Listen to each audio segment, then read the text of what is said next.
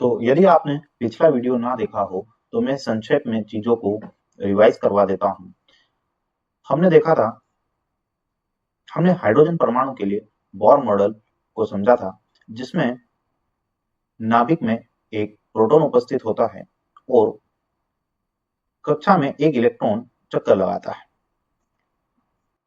प्रथम कक्षा या कोश की त्रिज्या का मान 5.3 गुणित 10 की घात -11 मीटर आया था और किसी भी त्रिज्या की और किसी भी कोश की त्रिज्या को निकालने के लिए हमने सूत्र देखा था, R बराबर n का स्क्वायर गुणित R1, जहां पर R1 जो है वो प्रथम कोश की त्रिज्या को प्रदर्शित कर रहा है। तो यहां पर मैंने R1 से प्रथम कोश की त्रिज्या को प्रदर्शित किया है।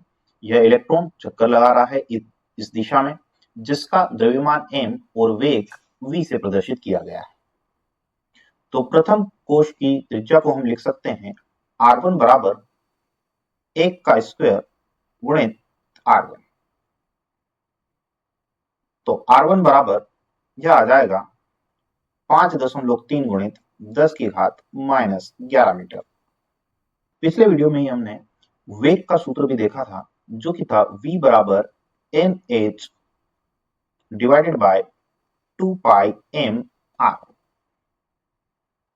जहां पर n कोश की संख्या, h प्लैंक स्थिरांक, m इलेक्ट्रॉन का द्रव्यमान और r कोश की त्रिज्या था।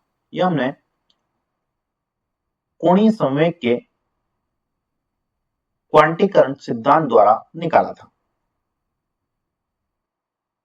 इन सभी पदों का मान यहाँ पर प्रथम कोश के लिए पुट करने पर हमें प्राप्त होता है n मतलब कोश की संख्या, जो कि हम प्रथम कोश के लिए देख रहे हैं, तो n का मान 1, h प्लैंक स्थिरांक जिसका मान 6.626 गुणित 10 की घात -34 डिवाइडेड बाय 2 पाई इलेक्ट्रॉन का द्रव्यमान 9.11 गुणित 10 की घात -31 और r का मान है अपने पास 5.3 गुणित 10 की घात -11। इसको हल करने पर हमें प्राप्त होता है वेग v बराबर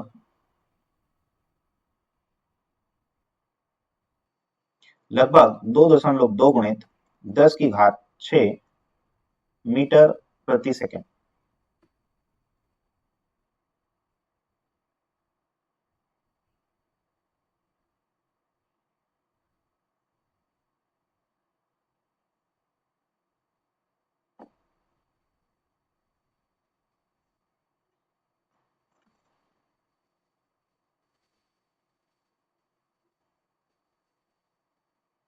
तो सबसे छोटे संभावित कोश की त्रिज्या 5.3 गुणित 10 की घात 11 मीटर है और उस कोश में जो इलेक्ट्रॉन चक्कर लगा रहा है उसका वेग 2.2 गुणित 10 की घात 6 मीटर प्रति सेकेंड है।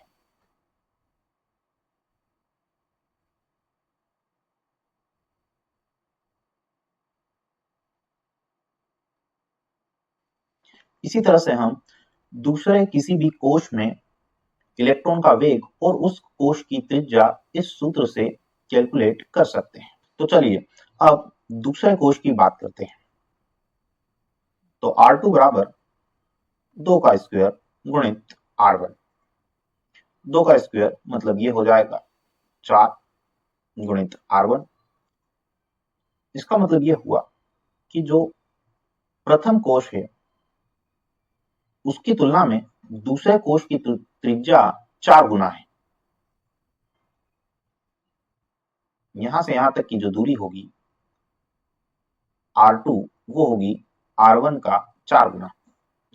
इसका मान अगर हम देखें तो 4 गुणित 5.3 गुणित 10 की घात -11 और यह हो जाएगा 2.12 गुणित 10 की घात -10 मीटर।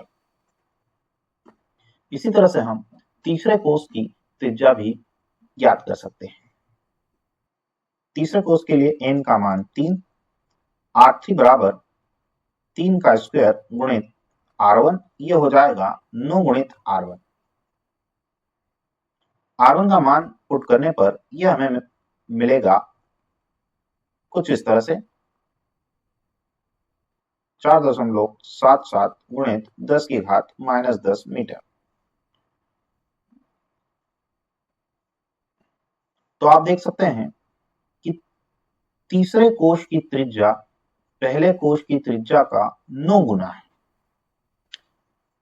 मतलब अगर हम यहाँ पर तीसरा कोश बनाएं और उसकी त्रिज्या को R3 से प्रदर्शित करें तो R3 R1 की तुलना में 9 गुना रहेगा। तो यह थी बोर मॉडल के अनुसार कुछ अनुमत कक्षाएं और उनकी त्रिज्याएं। बोर मॉडल के अनुसार इलेक्ट्रॉन इन कोश या कक्षाओं के बीच में यहाँ कहीं पर या यहाँ कहीं पर उपस्थित नहीं हो सकता।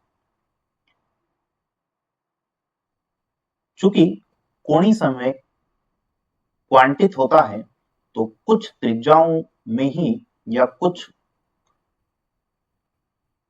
कोश में ही इलेक्ट्रॉन उपस्थित हो सकते हैं और इनकी जो दूरी है वो नाभिक से निश्चित होती है। प्रत्येक कोश एक निश्चित ऊर्जा के साथ संबंधित होते हैं। इन ऊर्जाओं के बारे में हम अगले वीडियो में जानेंगे।